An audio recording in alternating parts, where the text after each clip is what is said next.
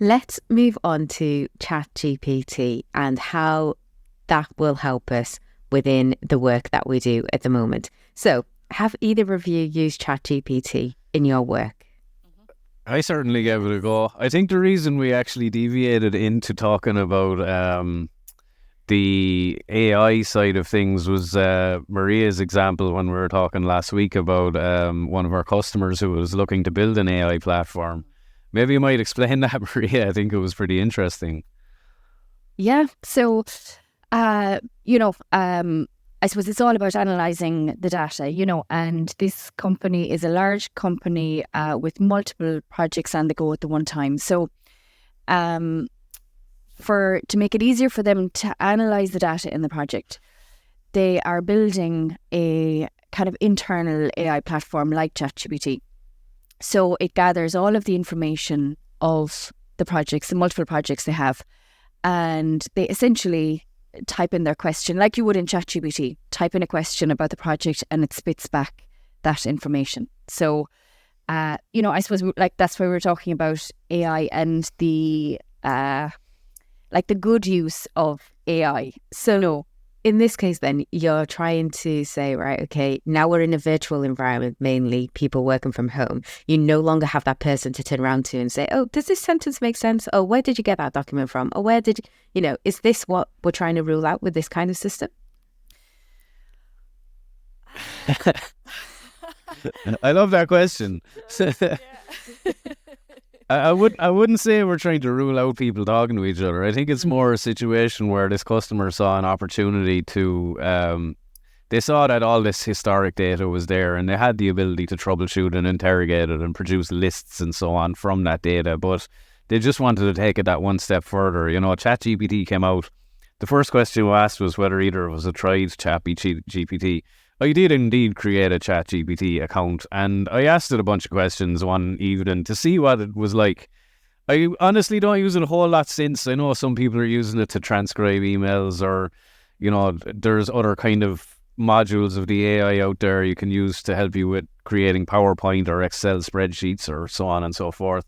I really do need to trial it a bit more, but it's always in the back of my mind and I will quite frequently see a YouTube video as I'm scrolling through my wall that has some new exciting thing going on to do with AI or some new program or feature, and I'll watch that. I do always kind of like to keep up with that stuff. But yeah, I while I like your question, I don't think the goal was to get rid of people communicating with each other, but more to just make good use out of something they had, which was a massive catalogue of historical project data, terabytes of information, and to be able to use an AI tool to dig into that, give it the correct information of what you want and hopefully get the correct information back out of the data. It almost lets you get back to your day job without doing folder surfing all day long, isn't it, really? If we do look at the positive side of it. Yeah. So I think you need to have a certain amount of information to know that the information you're getting back is good, you need to have that knowledge first of all. But when it came out first back in November, they were saying, oh, it's going to replace some people's jobs and things like that. I don't think that's the way it's going to go at all. I think it's definitely a tool that would help people with their jobs, but I don't think it's going to replace. So I was testing out one of these interior design AI tools. So, and I don't know whether it's because all of these have come out since or whether they were there already. And now that I'm on ChatGPT, I'm just seeing all of these. But and there are a number of them. There's so many. But this one is GBT. So you take a picture of the room. You pick the design idea that you want. So either Scandinavian, industrial type, whatever type you want. And then you upload your photo and it gives you examples. Like everything, down to lampshades, colours, curtains, everything. And from then you can just click on each individual item and it will bring you to a shop where you can buy it. So, and again, that couldn't replace an interior designer because, when you employ an interior designer, they take everything into account, even the person's personality, and you're not going to replace that. But I think it's great for people on a budget. Absolutely. Yeah. Or who wouldn't be great at, picking certain items, like this does it for you.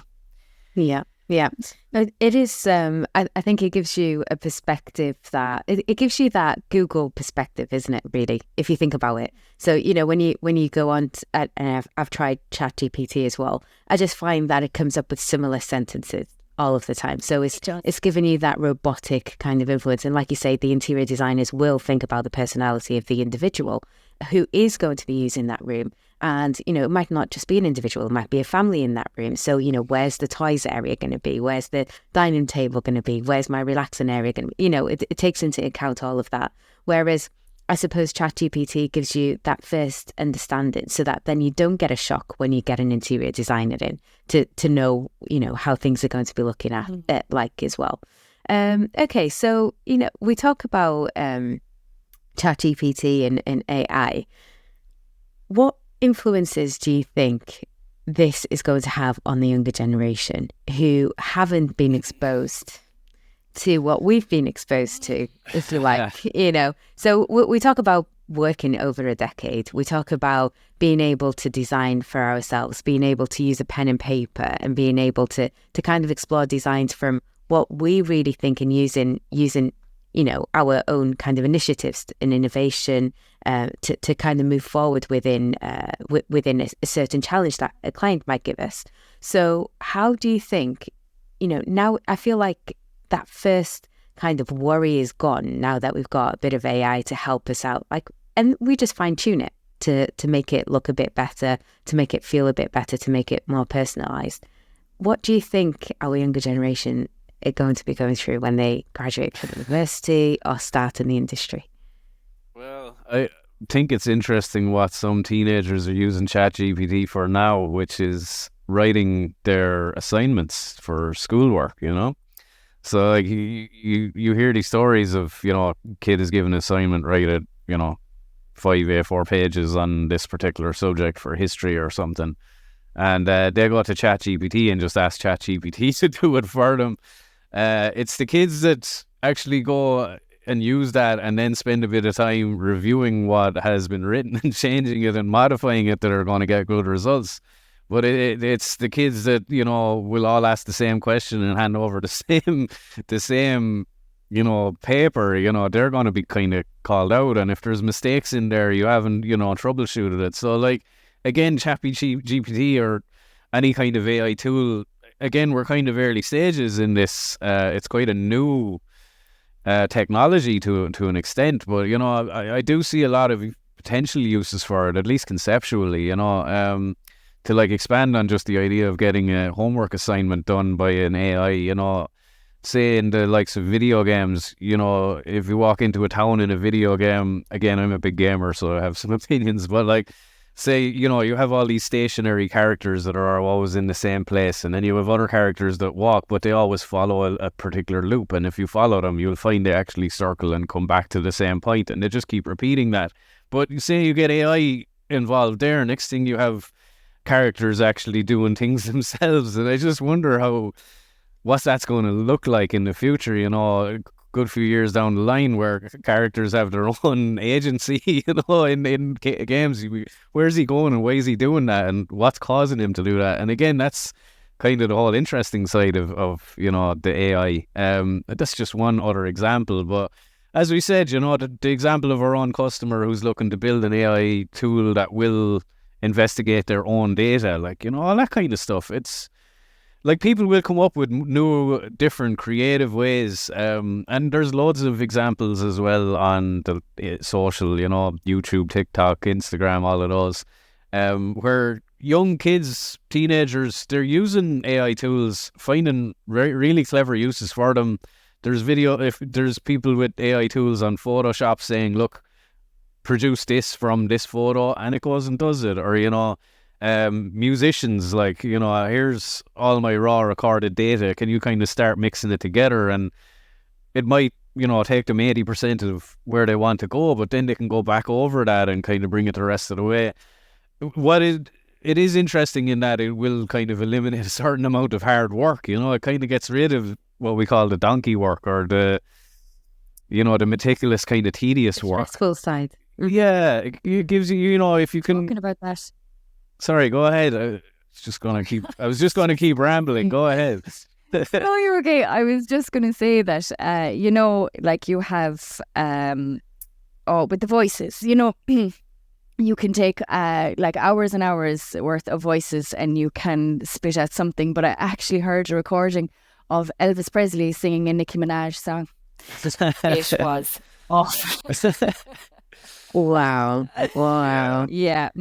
But because, I was just thinking of the Black Mirror, that first episode where the Joan is awful.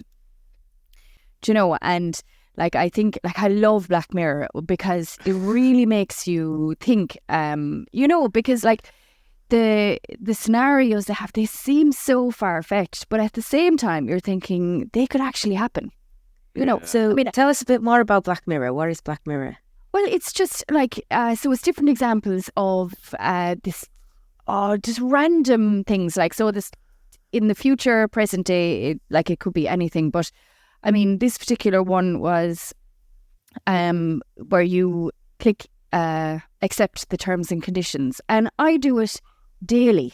You click accept, and you don't read anything, right? And in this particular one, so in the terms and conditions was they could use your life as they can record you, your voice, your image, whatever it is, and then they did that for this lady Joan, and they basically made her out to be awful, hence the name Joan is awful, and ruined her life. And so with a lot of these, there was another one, Adam, you had mentioned before. Yeah, you were just mentioning the first episode of the most recent season of Black Mirror. I love the show. It's great. To maybe kind of elaborate on what it is, it's an anthology series in that every episode is different. It presents a different story and introduces new characters. But the theme of it is sort of, it's always kind of, the next 10 years in technology, and it always puts a focus on how that's going to affect the humans. So there's always kind of it seems to be worst case scenario. Yeah, it's definitely always worst case scenario as well. The other example I think I mentioned when we were discussing before this was there's an episode where the guy has a camera in his eye and he has a little remote control in his hand, and he can rewind and look back through anything he's ever seen through his own eye. And he spends a lot of time watching back footage of a past relationship he was in, trying not to get too graphic, but he's just kind of rewatching this. It's a much older episode. I can't remember exactly how it plays out, but I think he dies, or his current partner finds out that he's been watching back his past experiences, and it turns into a whole.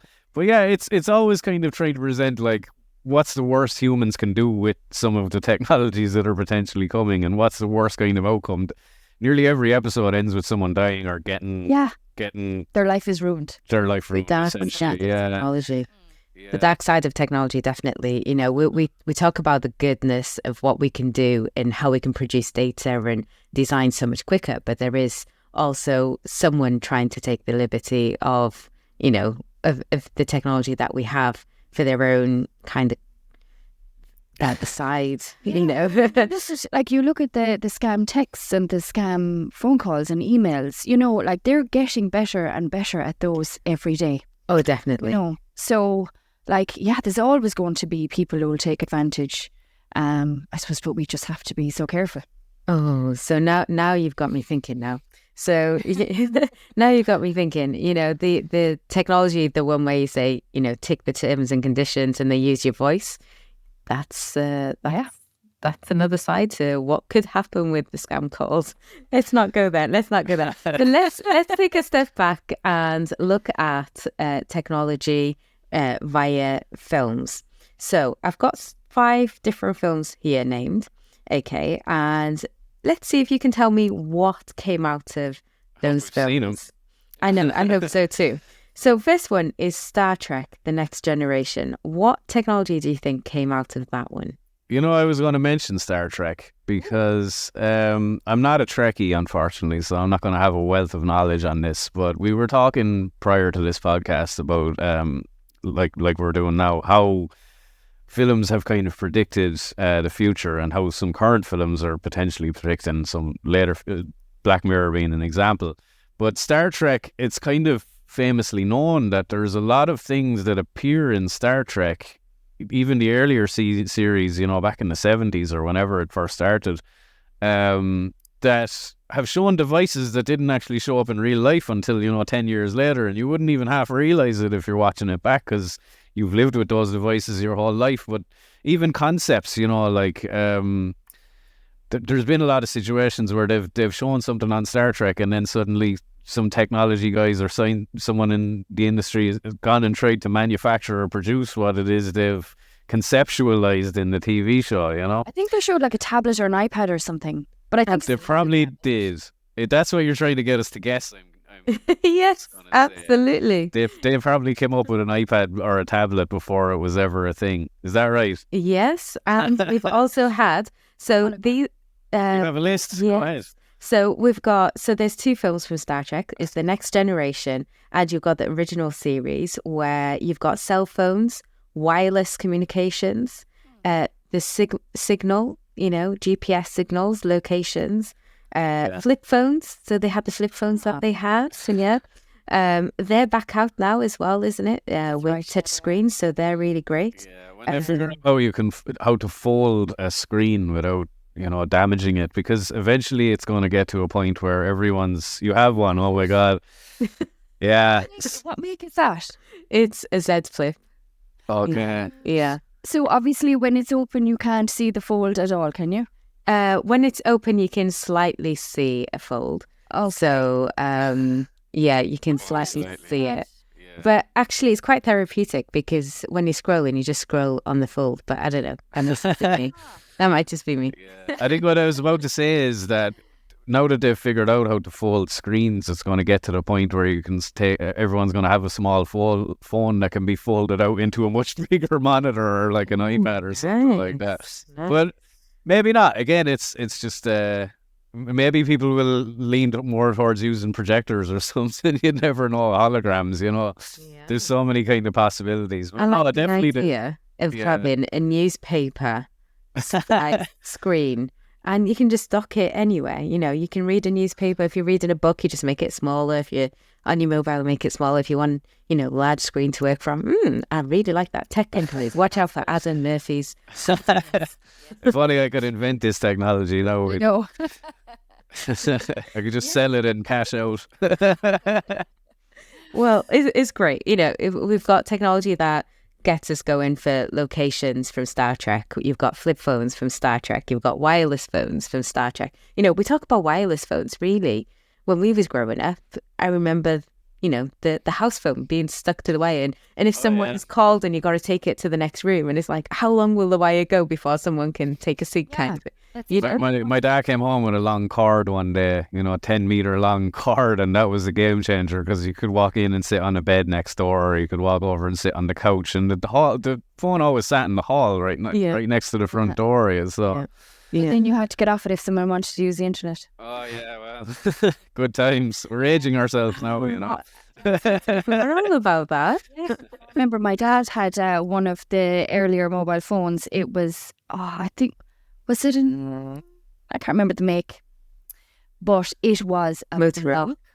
Oh, yeah, Nokia. And then you pull up the aerial. Oh yeah, Zach Morris used to have one in Saved by the Bell, the big white one with the pull-up cord. Our principal in my school used to have one of those. That was my first time, maybe, or the earliest recollection I have of mobile phones, because nobody had mobile phones in those days. But the school principal was going around. He'd have his folder and he'd have this big block of it was a massive thing. Did you have to have a strap to hold it, a bit like a hammer? It wasn't that. It wasn't. It wasn't. No, it was just. I'm aging you now, Adam. You got to be careful, but.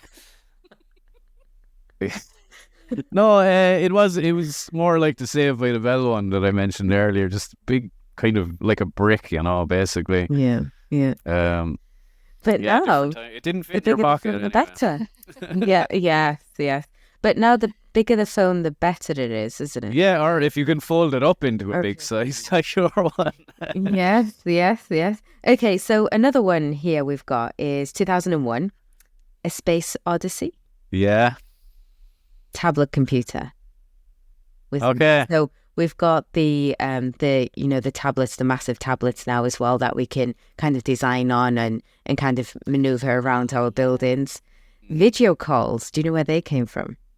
Oh, where? In a I film. can see it in a number of movies in my mind's eye, like the old Arnold Schwarzenegger action movies. But what they did in those was they mounted a CRT TV and just kind of pretended as though it was. You could tell when you're watching it back from an older age, or maybe something like RoboCop or something like that. Total Recall. Yeah. Total Recall. There's another thing in there that Arnold Schwarzenegger done. What did he jump into? What did he jump into? So a teleporter or something? No. Moving vehicle. A self-driving taxi. Oh, go away. Mhm. Okay. That was the driverless car back, and that was in 1990. So Wow. now we've got Tesla and a few other, I think. Yeah, they're that coming. are They're Yep. coming. But driver. my brother, so he worked for a company over in Germany, and they worked on the driverless cars for the World Cup. So like they've been around for so long. But what they're working on now is flight paths. Well, before he left his job, they were working on flight paths for personal taxis. So like those quadcopters, whatever they are. So I think it was Amazon were looking into. Well, they were doing deliveries with those anyway. But that's the way forward anyway. Personal taxis with flight paths. Absolutely. Do you think Everyone just wants a Batmobile that you can just press the button on your watch and it appears in front of you and you get in and it just takes you where you need to go, you know? Oh, I think that would be lovely. That would be lovely. I tell you, when those things arrive, I'll be brushing my teeth in the car on the way to work, you know? I'll be doing my makeup on the way in the car, yeah. And I'll have a snooze on the way. Yeah. That sounds better. Might set the alarm to wake you up when you're in the car park, you know? Or maybe it'll be inbuilt in the car to wake you up. Yeah. Yeah, it'd be a big fist chucking you out of the car. Oh, no, see, I think we would do great in the film industry. We've got our imaginations. We can carry on. We can carry on with that. So, yeah, that's brilliant. We've got Star Trek, Next Generation, touchscreen computers came out, A Space Odyssey, tablet computers, the driverless car back in Total Recall, Blade Runner. We've got video calls. So video calls came out on Blade Runner. We've got Star Trek, the original series with the cell phones, wireless communications, locations, wireless phones, help signals as well. So we've got the help signals that we can use now on our mobiles as well. And the flip phones. So do you think then, from all of this technology that has come out with these forward thinking and, kind of almost like, just dreaming about these kind of things, and it came out, do you think that the designers were sat there when they were toddlers looking at this film and they grew up to design the technology that they've seen when they were young?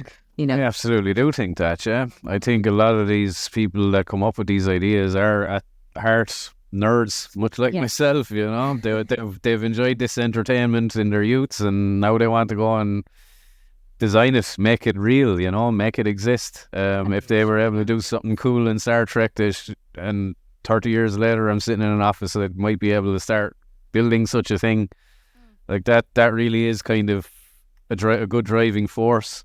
It's incredible. Yeah. And about Go ahead. No, go ahead. predictions.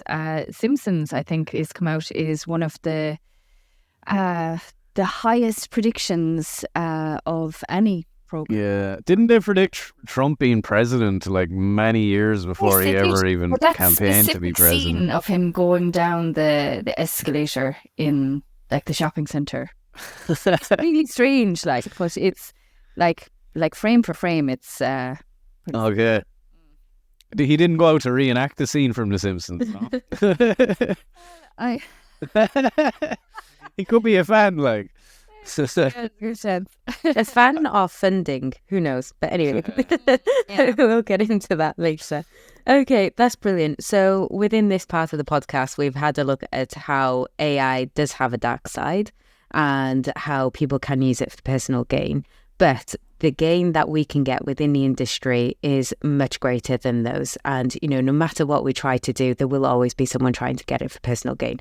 But what we try to do is save time, essentially, look at bettering our design, look at things from a perspective that we might not have thought of. So, you know, AI can help us from a different angle and give us that kind of, I suppose, boost as well. It gives you, like you say, Adam, it takes away, you know, all of the work that you might have had to do, all of that, you know, hard work. But we can now concentrate on the better side of work, or the more enjoyable side to it. You know, whether it's writing an email, designing a building, looking to see what software we can integrate. Maria, you know, with the interior design side of things, where you mentioned you take a photo of your room and voila, you've got your furnishings down to the T to know which shop to buy it from, and you can do it all from the comfort of your own sofa.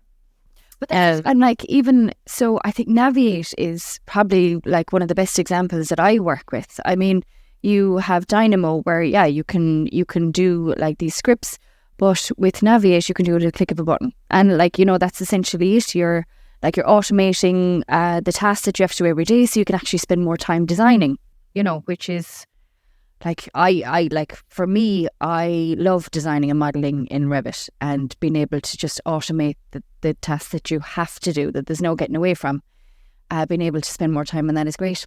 Yeah, absolutely. So for the listeners, Naviate is a solution for Revit, for Civil 3D. We've got a solution for the cloud as well. So if you're collaborating in BIM 360 and ACC, you know, we've got the sustainable side of that product. But the part that Maria is mentioning here is to do with the design side. So instead of having to learn scripting or, you know, like you mentioned, Dynamo, we can actually just go in and there's already a pre-configured solution for you, and you can click that button. A bit like AI in a way, isn't it, really? Yes. Yeah.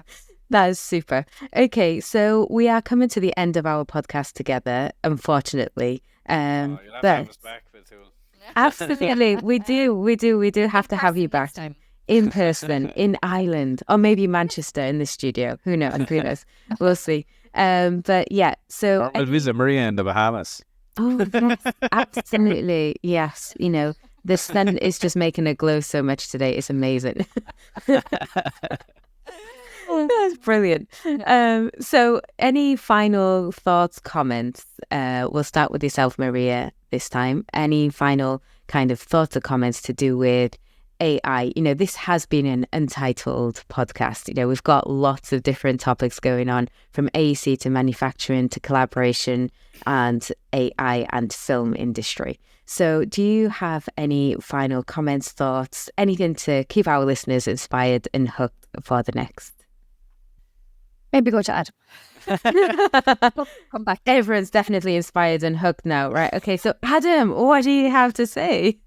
One thing we discussed on when we were kind of pre-deciding this podcast was some films now that are predicting stuff that's coming out in the future. And I think one thing that came up was again, I'm dating this podcast, but recently Apple announced this new headset it's not fully VR, but it's kind of AR, and you can see out through the glass, and you can kind of permanently have a big screen up in front of you, or your messages or whatever. But it's quite a cumbersome helmet looking pair of scuba goggles. Like it's scuba goggles. I've never heard. Do you know, that's so true. That's exactly what it reminds me of. Yeah, Google actually conceptualized this a long time ago, and it's probably been in some earlier movies as well, but Google came up with the Google Glass, which was a pair of glasses that you could take a photo of whatever you're looking at, and then Google image search that and, you know, get some kind of a result. And it didn't really catch on, but the technology wasn't really caught up at that point, and now Apple are having a go at this, you know, like a decade later, and it's a situation where Apple are bringing out this big goggle, and the price is quite high, but like, give it time, it's a step in the right direction. Like, you know, in another 10 or 20 years, like, everyone could be wearing small glasses, Or even have contact no need lenses. for a phone anymore. You know, you could just be looking at your screen via the toggling of a switch, and there's a whole amount of, like, VR and AR have brought in a whole amount of controlling the screen with just your fingers and your hands and gestures and so on. So, like, if I were to predict the future of technology, I would say that a lot of that stuff will become more commonplace. I gave the example of the movie Her. Joaquin Phoenix is in it, where he falls in love with the AI. Who's she voiced by? Is it Scarlett Johansson or someone voices the AI, I think?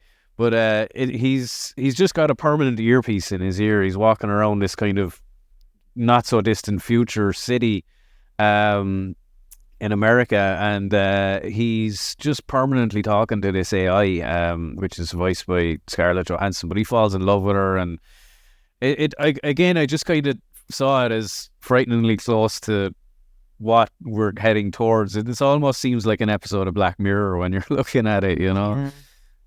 But yeah, like, again, I don't know where I'm going with this, but I suppose, yeah, like we mentioned the technologies of the past, or the films and TV shows of the past that have maybe kind of pushed us towards the technologies we have today. But there's a lot of movies and TV shows now that are, Black Mirror included, that are presenting very realistic ideas of what could exist, you know, in 20 or 50 years' time. And, you know, we're slowly seeing a lot of kind of design data move towards the cloud rather than on local servers and local PCs. And again, it's a long, slow path. You know, things won't change in a blink of an eye. But at some point, you know, in a number of years' time, we could look back on this and say, my God, like, the amount of things that have changed since then. I think the pandemic, like Maria mentioned earlier, was a very huge rocket boost to kind of people using technology. I remember getting on calls with people early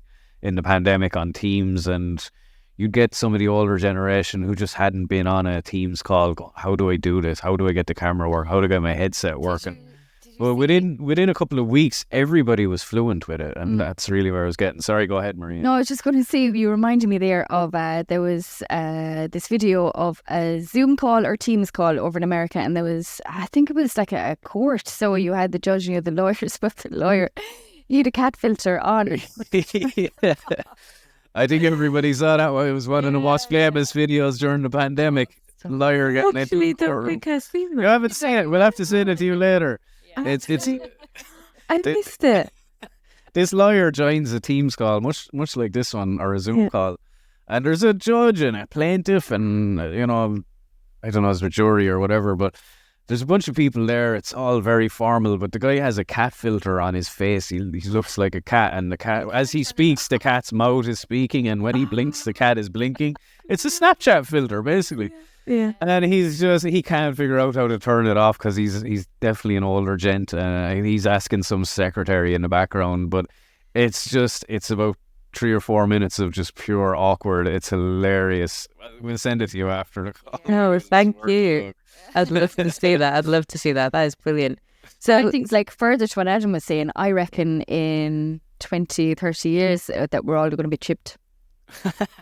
there was a film Like it or not. There was a film on that. Yeah. I believe it. Yeah. I believe I forgot the name of it, but yeah, there was, and I think I remember stepping away from watching that film thinking, wow, how intense it was, and how kind of, that there was a lot of drama within that film, and there was no kind of softer side to it, and you just kind of stepped away thinking, wow, that could happen. And but the way I see it is, I see at the moment, we might have tablets, and we're playing on tablets, we're working on tablets. But in the future, the next generation will be saying to our children, oh, back in the day, we used to have a tablet, and oh, gosh, that's so heavy. Why would you want that? We could just do everything in the air with our hands. And this is the way that we can see something. Can you just say something to, I don't know if you've got Alexa in your house, but you might say something to Alexa. I'll try not to start it. If you've got, you might say something, and it will then bring up your Revit model in the cloud, literally in front of you, rather than having these screens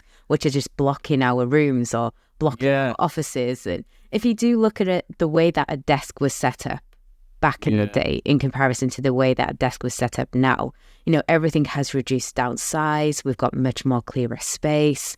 You know, there's that the screens have become, you know, matte and or more considerate on our eyes and things like that. So yeah, it's just the way that we play with technology and what we see the future to be that I think will be inspiring the next generations to be doing as well. Really, really great points. Any final points to finish our I was episode? just going to say that, you know, I suppose with our generation, we've seen the development of all of this from when we were little. You know, I'd like just going back to the mobile phone. Whereas with this generation, they're already growing up with that. You know what I mean? So something I'm very thankful for, not being born into that technology. I am too, Definitely. though. I am too. Like you know, I mean, we've all seen nieces and nephews or kids, whatever, you know, and there's, I mean, in some cases, there's a real addiction to screens in some cases, you know, and I am thankful that I basically spent my childhood outside. Playing. Yeah, absolutely. In the daylight. Yeah. Our instruction was come home before it gets dark, you know. Yeah. You were just trying out with all the other kids on the street, and you know, so long as you came back when you were hungry or before it got dark, you weren't in any trouble, like, you know. That's it. And like we all went to the one neighbour's house who had a video game. Yeah, plenty of that too. Yeah. But I think with this generation, you know, they're growing up with all of this. It's second nature to them, you know. Although, do you think, we not concluding this podcast just yet, but although do you think that, you know, kind of the segregation, because every person has their own piece now, we're not communicating in one house and the one video game anymore. We've all got our own. Do you think that although there's this segregation, but we're constantly connected, how is that there's that conflict, isn't there? You know, if we're sat next to each other, we might both be on our mobile phones, but we might also be wanting to speak to each other if we're not in the same room. So, you know, you can collaborate very quickly, whereas previously, before the mobile phones, you would have to go to so-and-so's house. You would have to knock on the door. If they were in by the odd chance, that's when you get to speak to them. But now we're constantly connected, but also constantly disconnected at the same time, if that makes sense.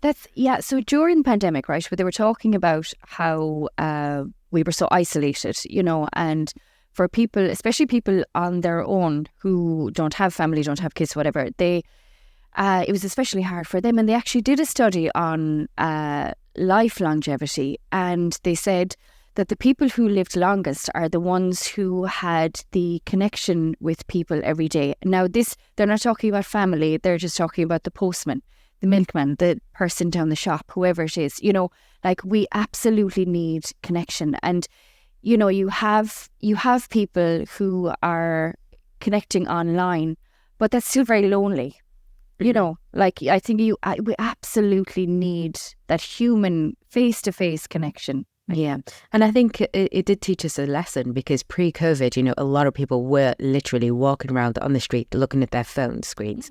I see less of that now. I see more human interaction again. It's almost like lessons learned. You know, you had 2 years in prison almost. Now enjoy what you've got, you know. So it's almost like it's taught us to value again what we had previously, that we almost totally forgot all about, because we're just glued to this screen, you know, for most of the hours of the day. But yeah, interesting. Okay, I'm not going to end it on a low. Let's end it on a high. So, future of technology is you know, it's a minefield. The future of technology can be something that can help us in the industry, in the AC industry, manufacturing industry, construction industry, all areas of life. It can help us in the pharmaceutical, the medical, etc. So, thank you very much, both of you, Adam and Maria. Any final comments? Thanks for having us. Always. Thanks for having us. You're very welcome. It's my pleasure. When I see both of you together on a call or even in person, I just get super excited. So, because I know that there's going to be a different angle to this. Forget AI, forget ChatGPT. Both of you see things from a different angle as well. So, yeah, definitely. So, for the listeners listening into this podcast, you've been listening to Adam Murphy, Maria McMara, and myself, Bettool Jabur.